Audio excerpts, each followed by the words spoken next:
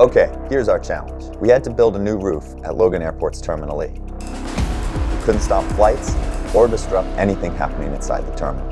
And our answer was to bring in one of the largest mobile cranes in the country, and it's the first time a crane like this has ever been to Boston. Not your typical job.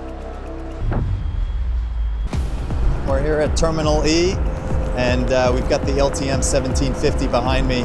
I think the unique challenges about this operation is the impact to the airspace. This thing is massive. It's 400 feet from the center of the crane to where the roof was being built, and 500 feet high to the tip of the boom, over a full football field.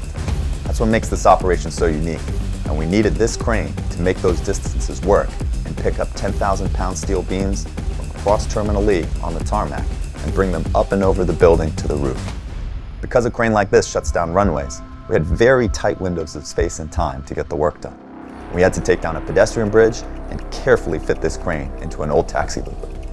Then, to do the steel picks, we had to boom up at 11:30, and by 5 in the morning, we had to have the crane in bed so the flights could take off and land. 2 years of planning, all boiled down to 2 weeks of work. It's 4:15 in the morning, and we are done with steel erection activities at Terminal E. The ironworkers got up about 17 pieces tonight. We always say this is an airport first and a construction site second. I'm just so proud of our team for pulling this together and making it happen without a hitch.